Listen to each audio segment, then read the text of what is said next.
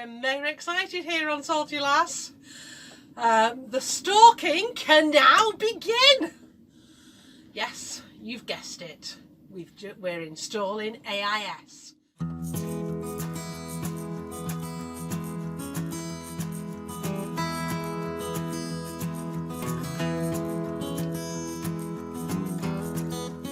Hey everyone, this is a bit of a real-time update. The video you're about to see is a little bit behind reality, but not too far. I just thought we'd take this opportunity to bring you up to date on our plans. Recently you saw us making an outline passage plan in our passage planning book. Obviously with recent events that are going on, that's out the window now. All the marinas are locked down, we can't go anywhere. So we'll bring you up to date on what we're doing in subsequent videos. But the plan to sail around Ireland this year is out the window, sorry. If you're a subscriber to our monthly newsletter, you'll be getting a bit of a bumper newsletter this month. And if you're not a subscriber to it, well, we'll put a link down below in the description, and the subscription option is on our website, not on any other of our social media. It's on the Salty Lass website. So if you want to get our bumper newsletter by the end of the month, you best subscribe on the website before the end of the month, because that's when it goes out. So with all that done and you up to date now and knowing what's happening, I will just go straight in from here to our feature presentation. Oh, look at that. We've got the MTrack B100. The reason we went for the MTrack B100, the one that you can see here in this shot, is that we saw somebody else using it on YouTube, and they also happen to have a Garmin GPS chart plotter very similar to this. This is a 551, they had a 451, and it worked. So we contacted them and said, works very nicely, and can you tell us a few bits and bobs? They did, and we thought that's the one for us, because if it works for him with his Garmin kit, it'll work for us with our Garmin kit, because it's more or less the same Garmin kit. So we were happy with that. As a bonus, when we stuck it into the Y2K network that we have on board the boat, the B&G chart plotter up in the helm station just lit up like Christmas. It's wonderful. We love it. This amazing amount of wires is our jury rig, with the GPS there. Oh yeah, that's really well installed, that GPS antenna. We've got a jury rig coming out here. This is the aerial lead, and that's going up the mast. But this is our old Garmin unit, and as you can see, we've got a good variety of vessels which are going to collide with us any minute, because of course we're in a marina, and they're all within the collision distances. And of course we can actually get the AIS up on our main chart plotter.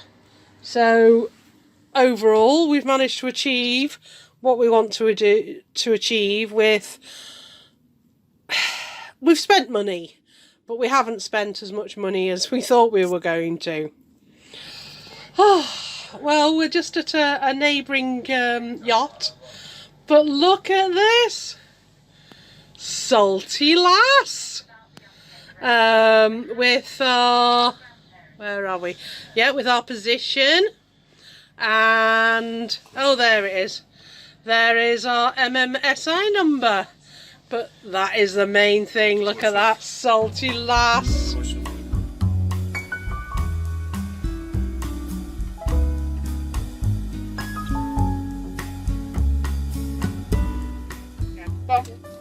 So I've got all this network cable to run, and we're hoping it's long enough. It should be. We've got, was it the 9 metres? It's got 9 metres, so it's as long as the boat. Yeah. And we only have to go halfway up the boat. Yeah, we bought 9 metres of blue network cable, so it should be okay. Yeah. Fortunately, we had a spare connection free on our CTOC NG network, so we started running the cable around the boat. So I'm in the starboard locker, and as Bev says, this is our NC'marinas 2000 network coming through, and any minute now I'll be pushing it through there once I've got it all sorted for Bev. Yeah. Well, while I've been messing about in the starboard blocker, Beverly has pulled the network cable through the toilet, behind the toilet, and into underneath the sink. So she's a speedy Gonzales, I tell you now. Ah, but I cheated. Oh yeah. Last time we ran cables, we left a moistening line in. Ah. So if you just move into the heads, or out of the way. So you can see we have this lovely little bit of paracord. And it runs all the way round, up there, and into where this had to come. So here is the data cable, the blue one, coming through, and it will now be going on a bit of a journey into the darkness beyond. Welcome to Dishevel Central. This is the rest of our network cable, isn't it, Bev? It is indeed. These white ones are the data connectors that go into devices, and the blue ones form the backbone of the CTOC NG network, which is just another NMEA 2000 thing, and this is the terminator. So one of these will go into our Garmin GPS, and the other one, this one here, will be attached like so, and go into the back of the AIS unit. So all we've got to do now is make sure that these lengths are long enough to get from where we've brought the main backbone to get to the Garmin. So that's the next job. Yeah. So what are you using, Beverly? The moistening line that we put in, look at that. Yeah.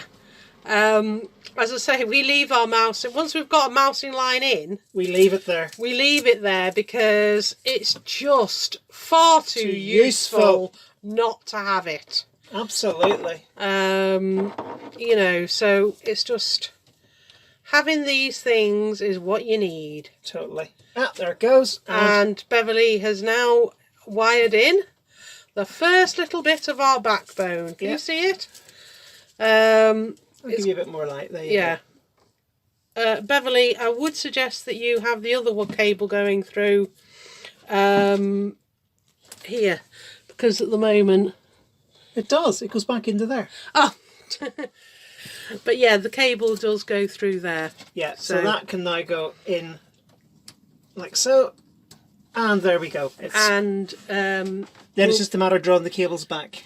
And we'll have that just there. Yeah. So we can still at least access it. Yeah, so that can come.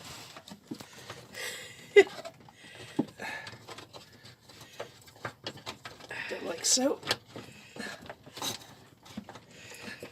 And then this is what we call, this is why we always say that life on a boat is awkward. There we go. Hey, it's in. Yeah. So, and then that comes out here and goes into the AIS unit. So that's coming out here, and it's going into... You see the AIS because you've no light. Yeah. So that's in there. That's much better actually. And that'll be coming through to here. We're now going to install our aerial, and Beverly and I were discussing where we wanted the aerial, and she was worried about shadows going onto our solar panels. So I said, if we put the bracket so it was down, most of the aerial would actually below the solar panels. So you'll only have about this much that will ever cast a shadow. So that's exactly what we're going to do. And are we going to do a botch job of it today? It's going to be a, not a botch job, but it's going to be a dry fit.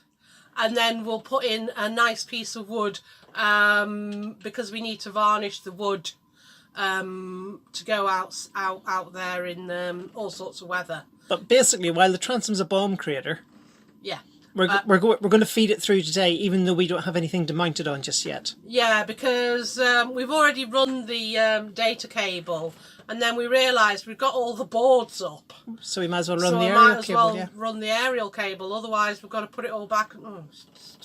You just got to think about what you're doing and how you're doing it. So that's what we're doing.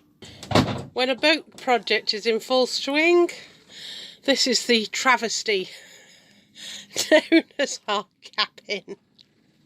I mean, I can't even see a single surface. It's got that much stuff.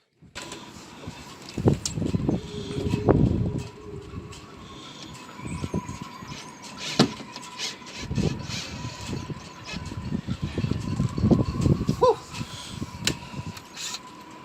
And you still rolling? Yeah, I'm rolling. In case you're wondering what that's for. Yes.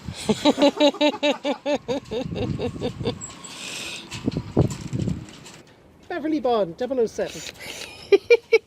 So I've installed the thingy, the Grommet.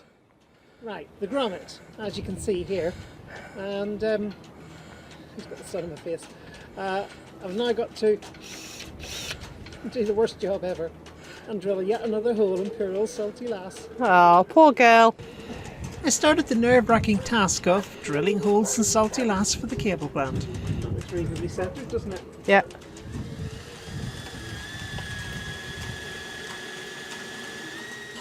Well, Beverly and I were just putting the aerial through the rubber gasket that we have, and it was so difficult to feed it through the gasket. But Beverly came up with a perfect solution. All she did was she put a little bit of oil on the tissue, and then as I was pulling it on the inside of the transom, Beverly was just slightly oiling the cable as it went through, and I was just able to bring the cable in very quickly, whereas before I was only doing like 1 inch at a time. It was ridiculous. So oil, and use vegetable oil, because vegetable oil will degrade and wash off, whereas mineral oil could degrade the coating, but this will just wash off, so it'll be fine. It's amazing what you make use of on a boat. This bit of core was removed to fit our pump out facility on Salty Lass, but we're now going to use it. We've also used it as a birthday cake for Salty Lass, but we're now going to use it to mount our new GPS for our AIS. So stuff just gets reused on this boat. So this is the underside of my AIS. I've put that rubber in there. My aerial will go through the hole there. And now I've got, yeah, that should do. So now all I've got to do is attach this to my piece of wood. But I'm going to be clever, and I'm going to attach it all off the top of the unit.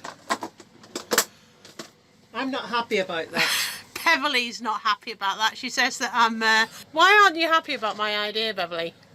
Because you're not entering into the spirit of boat work. You're making it easy for yourself. It's supposed to be awkward, difficult, contortionist, and you're taking the easy way out. It's disgusting, and you should be utterly ashamed of yourself. I'm going to have coffee.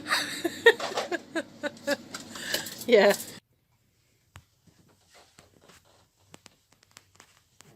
So this is where we're up to. Beverly has wired in the 2 aerials. The white one is the GPS aerial, while the black one is the VHF radio. And then this rather interesting little jewellery rig is our power cable, and we will be sorting that out, as well as our stealth mode. So that's the wiring all done. I've just left these dangling because I actually want to keep the little labels just in case we ever need to wire something else up. When you are putting little junction boxes like this in, just make sure that your hinge goes so that it makes maintenance later very easy. So in this case, mine's at the bottom so that I can actually see the connections and do anything I need to do with them. And I'm not trying to juggle because it's upside down.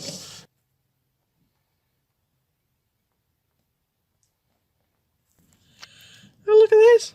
We've actually got some information.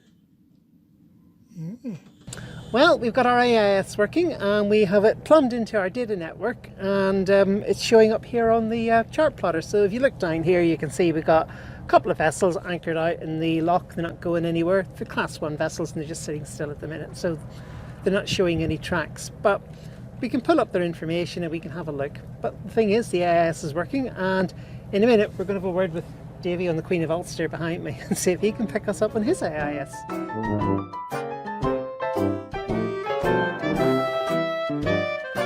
you know why? But your head looks awful small. Okay, well, I can always change my position. I can always go somewhere else.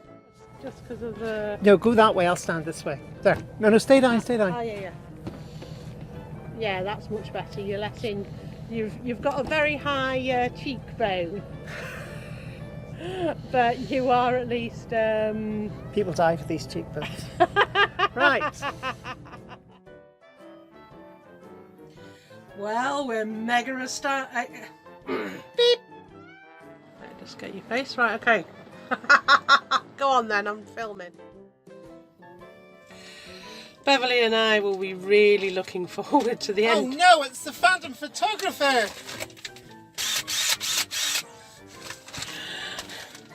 We're really looking forward to being at the end of our project. This piece of core was what we removed to put in our Toilet. oh yeah, sorry, pump out. Start again. In. Just make sure that the hinge of your junction boxes. Junction box, yeah. Thank Start you. again. Beep.